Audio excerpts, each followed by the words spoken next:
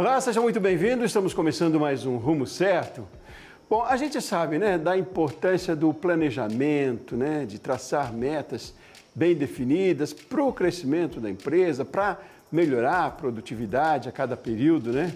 E aí parece que nessa época de fim de ano, assim, essa importância ganha mais relevância ainda, né? Mas é claro que um planejamento bem feito, ele exige também dedicação e bastante conhecimento. Vamos falar sobre isso hoje aqui no Rumo Certo. Convido você para acompanhar com a gente essa conversa. E aí também a nossa especialista no assunto, que está lá em Barcelona, na Espanha, Juliana Queixada.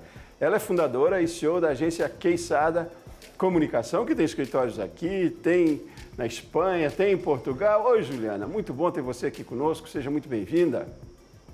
Muito obrigado pelo convite, querido. Estou muito feliz de estar aqui participando com vocês, compartilhar um pouquinho da experiência aí do planejamento 2024, que está batendo a porta, né? Falar em planejamento, trazendo bem para o pessoal seu aí, você está num momento de grande planejamento. Deixa eu dizer que a Juliana está esperando um bebê para a semana que vem, diga-se de passagem. Imagina o quanto ela não está falando ou pensando em planejamento aí para os próximos e bons anos que vem pela frente. Mas enfim, saindo um pouquinho da questão pessoal, só precisava dizer isso e dizer que a nossa conversa vai ser bem assertiva aqui sobre planejamento, tendo mais esse ponto importante aí que está no seu dia a dia. Mas vamos trazer para os negócios, né? Antes da gente falar exatamente sobre planejamento para 2024 e para os negócios, Juliana, queria que você me falasse um pouquinho mais de você, para além da futura mamãe aí, mas da sua história, da sua trajetória e da agência Queixada. E eu queria que você fizesse referência, inclusive, à origem disso, né? A dona Amália, não é? Lá da Espanha. Me conte um pouquinho dessa história, que essa história pessoal às vezes identifica tanto, é tão importante para a gente conhecer das pessoas e aí saber do que a gente pode trazer aqui de credibilidade também para a nossa conversa. Diga lá. Então, acho que o ponto de partida, a gente fala muito do planejamento. Acho que o planejamento a gente tem que lembrar de onde a gente veio, né? E a minha avó, ela é espanhola, ela veio de Múrcia, daqui da Espanha. Queixada, que é o apelido, que é o sobrenome. Ela que nos regalou, que deu esse apelido, que deu esse sobrenome para nós. E eu sou muito grata às minhas origens. Então, era algo que eu sempre pensei, explorar o mercado espanhol. Será que uma agência brasileira, a gente faz muita assessoria de imprensa, rede social, será que o espanhol ele olharia com bons olhos, né? Uma empresa brasileira com 6 anos de consolidação, será que a gente conseguiria desbravar esse mercado aqui? Então, algo pulsava e era um misto entre a minha tradição, né, a minha família, aquilo que eu acreditava como raiz, que eu acredito como raiz, e mais ainda, lógico, o pé no chão que a gente tem que analisar o mercado. Então, eu fiz esse estudo, vim para cá em julho há 2 anos atrás, né, julho de 2022, para estudar o mercado. E aí eu vi que era possível e me conectei mais ainda com as minhas raízes. Então, eu acho que quando a gente fala de planejamento, não é o planejamento só a longo prazo, é o planejamento que você tem que ter entre a conexão do teu passado com o teu presente, com as metas do que você quer para o seu futuro. Então, qualquer empresa ou qualquer ser humano que esteja aí fazendo suas listas, né, para 2024, eu acho que tem que lembrar disso. A empresa, ela é muita alma, não só do fundador, mas das pessoas que você escolhe para caminhar do seu lado. Então, esses objetivos têm que estar muito claro para todos e ser compartilhado. Então, acho que esse compartilhado é muito importante. A família, ela traz isso, né? Essa questão da raiz, da tradição. O quanto de valores a gente traz compartilhado para o presente, que realmente vale a pena a gente passar para frente. Então, acho que a gente tem falado muito disso, né, da importância da essência de uma marca, né, do que ela traz, como você disse, de valores mesmo, mas é interessante ouvir isso quando se fala de planejamento, que parece uma coisa tão pragmática, né, vamos lá para os números, vamos lá para as metas, e aí trazer essa questão quase que emocional faz toda a diferença, muito importante você trazer essa questão, porque tem um envolvimento também de quem está junto nesse planejamento, né, Juliana? Claro, porque não adianta, por exemplo, muitas empresas querem se internacionalizar, então eu vejo a possibilidade além do Brasil, né? A gente tem a possibilidade, seja o seu ramo de tecnologia, construção, enfim, né, tem uma infinidade de segmentos que a gente atende na Queissada tem bastante tempo, né, ao longo desse período. Mas quando você pensa em internacionalizar, você tem que questionar. Além do mercado te aceitar, você tem colaboradores que querem essa internacionalização também? Porque tem que ter um propósito. O meu principal propósito, e que eu apliquei na empresa e compartilhei com eles antes de vir estudar o mercado, eu ouvi os colaboradores antes de fazer esse movimento, faz sentido para vocês? Porque um principal objetivo é ter intercâmbio de funcionário. É os meus funcionários do Brasil conseguirem vir para cá, ficarem 3 meses tendo essa experiência de viver em outro país e voltar com essa bagagem, e vice-versa. Pessoas da Espanha desvendando o Brasil, porque a gente tem esse complexo, né, de achar que só o que é de fora é bom, e não é bem assim. Culturalmente, o brasileiro, principalmente em publicidade, em comunicação, nós somos feras, você sabe disso. E eu fico imaginando a gestão desse processo todo. Como foi isso? Você diz que é importante esse intercâmbio e que os colaboradores têm um interesse nesse processo também, mas eu digo uma adaptação num país diferente também, com colaboradores aí do outro país. Vocês também estão em Portugal, né? Europa pertinho e tal, da Espanha, mas sempre é diferente, né? A gestão, para que seja eficiente desses negócios e no dia a dia, não só lá no começo, na ideia, no estudo, mas o planejamento é fundamental, então, né? Não dá para minimizar essa parte primeira, né, diria a Juliana. Não tem como, porque quando você pensa em... O que você trouxe é muito interessante, a questão cultural. Na Europa, as empresas eles separam muito em blocos de planejamento a quarter, ou seja, a cada 4 meses eles renovam as suas metas e tendem a comunicar isso para os colaboradores, enfim, a maioria das empresas trabalham assim. Nem sempre falando para todos os colaboradores no geral, muitas vezes mais por uma parte diretiva. Eu não, eu reduzo esse a quarter para trimestre, então eu tenho uma reunião trimestral para comunicar para a equipe o balanço. Isso a gente iniciou, deu certo, agora a gente segue fazendo, para que os colaboradores entendam não só a função deles, o que se espera de mim. Então, eu faço a parte comercial, por exemplo. Ah, legal, você faz a parte comercial. O que espera de você nesse próximo trimestre? O feedback, como qualquer empresa, é semestral, mas é uma prestação de contas, onde você mostra a realidade de que pé que a gente está financeiramente, como que a gente pode avançar, quais que foram as promoções, enfim, você consegue compartilhar com eles quais são os objetivos e cada um tem um senso de prioridade diante disso. O que é interessante, porque é muito fácil, enfim, até fora do ambiente profissional, eu criticar a tua comida. Falo, olha, o teu arroz não tá muito bom. Mas eu não te dou a solução, eu não falo para você, olha, coloca um tempero diferenciado natural ao invés de você usar um tempero de mercado. Então, quando você traz o colaborador para dentro dessa tomada de decisões e dessa prestação de contas, você faz com que eles façam parte da solução. E não é só teoria, é prática.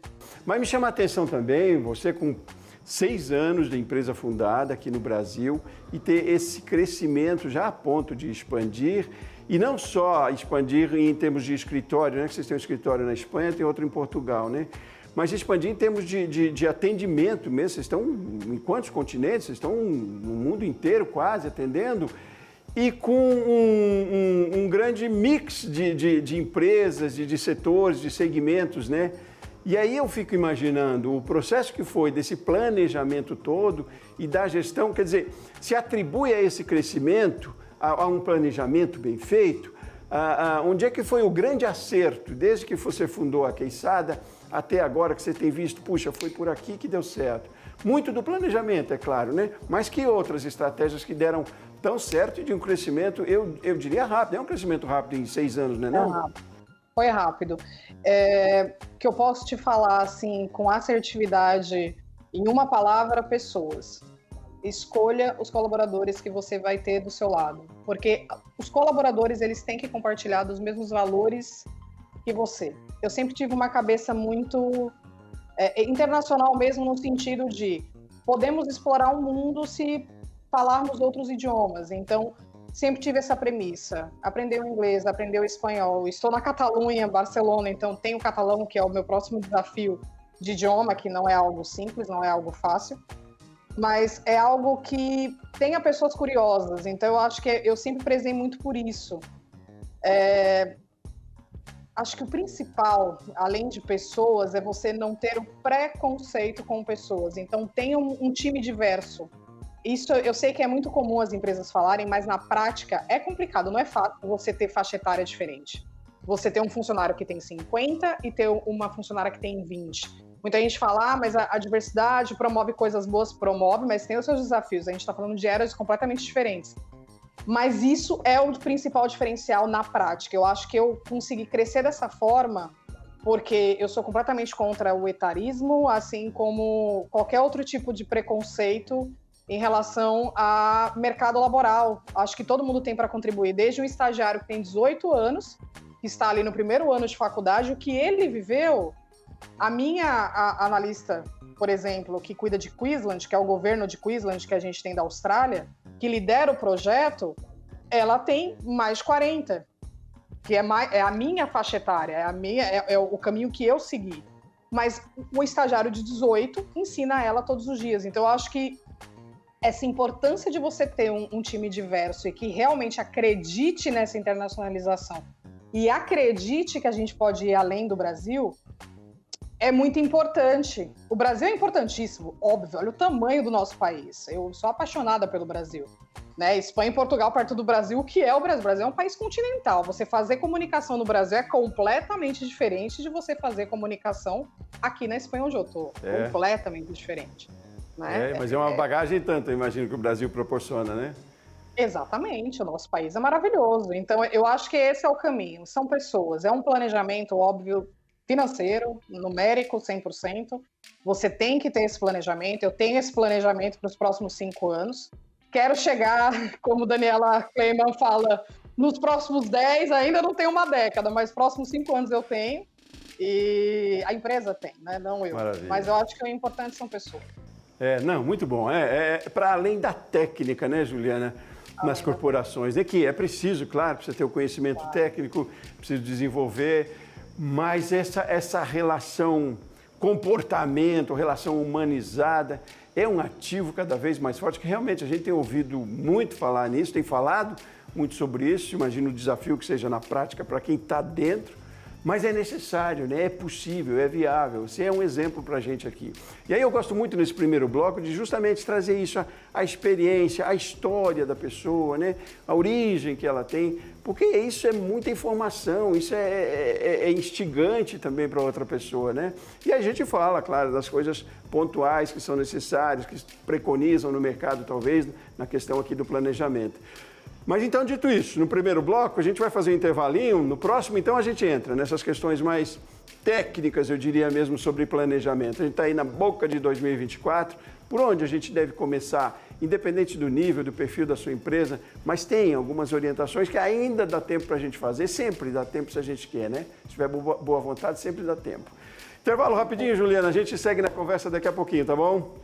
Tá joia, obrigada. Muito bem, com você aí de casa, da sua empresa, faço esse combinado também. Rumo Certo volta já já e eu espero você aqui comigo, tá bom?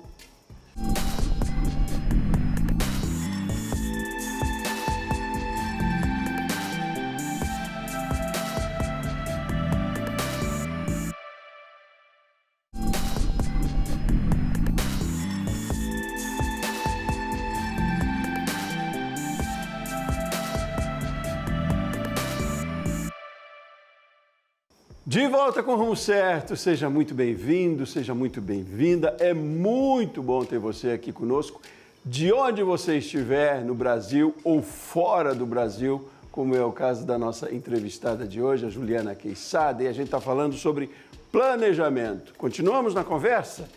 Sobre planejamento, Juliana sabe tudo, tanto que expandiu a empresa dela em 6 anos para a Europa, está em Portugal, está na Espanha, está aqui no Brasil. E está planejando na vida pessoal também aumento de família, o que é muito interessante. Se a gente estivesse conversando na semana que vem, ela estaria com o bebezinho ali na mão, já nos braços, que dizer. Mas enfim, está vindo aí o João, brasileiro, e o, como chamam aí na Espanha? Joan, em catalão. Joan na Espanha. Muito bem, vamos continuar a nossa conversa sobre planejamento, não tão pessoal, mas mais de negócios. Então, a gente conheceu no primeiro bloco um pouco da sua história, das estratégias também suas, dos valores que você implantou na Queissada Comunicação nesses 6 anos. E aí, trazer de todo esse conhecimento, dessa experiência, para a gente levar para outros empreendedores também. Estamos aí quase em 2024, né? Mas dá para a gente ainda pensar em planejamento? É tempo ainda ou já está tarde, Juliana? Opa, é necessário pensar. Na verdade, quando estamos chegando em janeiro, então acho que qualquer empreendedor que queira fazer com que a empresa cresça, isso de qualquer segmento, seja você em segmento de saúde, segmento de construção, seja que você movimente algo relacionado a documentário, cinema, enfim. Se você quer crescer em 2024, a primeira lição é: o planejamento de marketing tem que estar muito desenhado e muito bem estruturado para o próximo ano. Então, assim, marketing e vendas tem que caminhar junto. E é isso que muitas empresas esquecem. Então, tendem a deixar o marketing e a comunicação para depois e focar só no time comercial. Só que para o comercial vender, para a empresa crescer, você precisa caminhar junto com a comunicação dela muito bem feita. Então, o planejamento anual, que é o que a gente fala, o planejamento de 2024, tem que ser feito agora, em dezembro. E pouquíssimas empresas fazem. Pouquíssimas. Puxa, pois é, havia uma máxima, inclusive, né, no mercado, de que quando as coisas apertam, se o planejamento talvez financeiro não estivesse tão bem, ou se o sistema, a economia não estivesse boa, a primeira coisa que as empresas cortam é o investimento em marketing, né? Que é um erro, né, Juliana? Vamos combinar, é justamente por ali que as coisas talvez deem o caminho do crescimento, não é não? 100%. Para você ter uma noção em relação a números, só 33% das empresas fazem o planejamento com marketing e vendas caminhando juntos. Você tem que ter seu time comercial, o time que vende, o time que bate de porta em porta, seja B2C, seja B2B, enfim, seja o tamanho que for a empresa. Desde a pessoa que trabalha sozinha e tem no máximo uma pessoa junto com ela, ou uma empresa gigantesca, que a gente está falando de construtora, a gente tem aqui na agência, inclusive, algumas construtoras. Não importa o porte. O que importa é, time de marketing tem que caminhar com vendas, porque quando você cuida da tua imagem, né? Quando você mostra os seus valores, quando você, enfim, através, seja das redes sociais, seja através de um site bom, com conteúdo positivo, com conteúdo com periodicidade, enfim, a gente está na era da comunicação, né? Estamos faz bastante tempo na era da tecnologia, todo mundo sabe disso. E a disputa da atenção para esse consumidor é gigantesca. Ele está sendo bombardeado no TikTok, ele está sendo bombardeado, enfim, em milhares de redes sociais. Como que você vai atingir esse consumidor final? Então, é muito importante investir em comunicação. Pois é, e mais que atingir, eu diria como se diferenciar, né? Com tanta ferramenta que a gente tem na mão, o que preconiza hoje na boa e na eficiente comunicação, trazendo para o marketing? Acredito que a principal ferramenta do marketing é realmente uma conversa efetiva, um planejamento efetivo com o time de vendas. Vendas tem que falar suas dores para o marketing tem que tratar essas dores e pensar qual o melhor caminho que eu vou solucioná-las. Então, quando a gente fala de qualquer empresa, a empresa precisa vender para ter lucro, certo? Só que isso não pode ser a todo custo. Então, esse lucro ele tem que vir acompanhado de objetivos tangíveis que tenham a ver com os valores dessas pessoas que estão trabalhando em prol desse lucro e que tenham sinergia com o que está acontecendo no mercado. Então, quando a gente fala de mercado, desse planejamento, é importante você sempre analisar, você como gestor, como que está o cenário atual econômico. Se informar é o caminho de tudo. Então, respondendo a tua pergunta, qual o melhor caminho para marketing? É você comunicar para o consumidor os seus valores. Hoje, as pessoas não compram produtos, elas compram valores.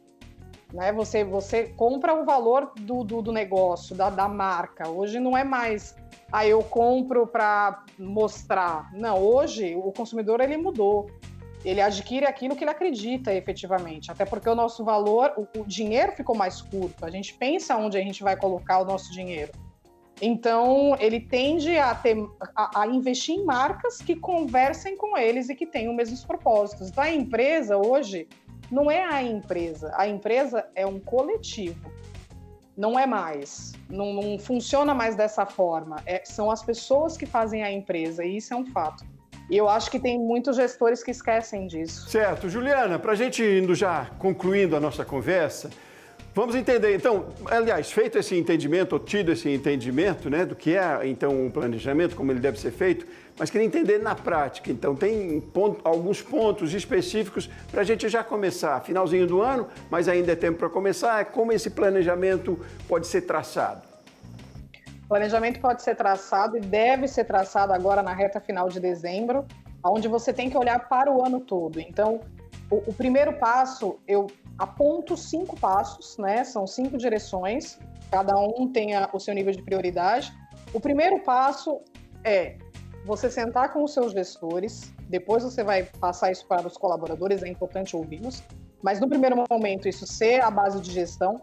Por quê? Você tem que estudar o mercado do país onde você está para conseguir estabelecer esse planejamento a longo prazo, que seria o anual. Então você pega o ano, divide numa régua de forma trimestral. Dividiu de forma trimestral, colocou as metas e os objetivos, como que estabelecer esses objetivos? Através de duas formas. Você tem que olhar a sua situação interna da empresa, como que está balanço financeiro, pessoas, enfim, toda a questão financeira mesmo, bruto, importante, contábil. Além disso, quais os objetivos que eu tenho hoje, essa estrutura? O que eu posso conseguir até março, que é esse primeiro trimestre? Você tem que estudar o mercado do teu país. Então, por exemplo, eu estudo muito as notícias daqui da Espanha. Tenho pessoas que fazem essa análise em Portugal, pessoas que fazem Austrália e Brasil. Você, empresário brasileiro, você tem que estar atualizado com as notícias. Então, tem diversos portais que têm credibilidade no segmento de política e economia, que é o que o empresário tem que ler, que é o que o empresário tem que olhar. Com base nisso, você fez os seus objetivos de forma factível e que é possível serem seguidos ao longo de cada trimestre. Esse é o primeiro passo. O segundo é sentar com todos os colaboradores e falar sobre esse planejamento anual. Você pode não especificar cada um, porque o ideal é você fazer essa reunião de forma trimestral, prestar essa prestação de contas com os colaboradores e ouvi-los também de forma trimestral. Mas ouvi-los para checar se aqueles objetivos que a gestão enxergou, de acordo com a análise, de acordo com as leituras, de acordo com o cenário atual e que tem acesso aos números, se faz sentido para cada colaborador, porque cada um deles tem uma função. De posse disso, o terceiro passo é, você vai ter tudo dessa reunião com os colaboradores, eles, todos eles vão trazer as ideias, o que é possível para cada um, o que não é possível para cada um. Você vai pensar o que pode ser melhorado com base nesses dados agora que eles me trouxeram. Porque eles estão de frente a frente com cada cliente. Eles estão vendendo, eles estão, enfim, cada um na sua função. Eles estão produzindo arte, que no nosso caso é uma agência de comunicação, então quem está na prática são eles. O quarto passo é onde cada um joga. É legal ser um coletivo, é legal os colaboradores serem ouvidos? Claro, tem uma hora que o goleiro pode sair do gol para fazer o gol, para se tornar o artilheiro. Mas é importante cada um saber qual é a sua função. Eu posso fazer mais? Posso, mas primeiro olhe para o seu, coloque a sua máscara primeiro, para depois ajudar o outro, como ensinam para a gente no avião. E o quinto e último passo é revisar esses planos de forma trimestral sempre.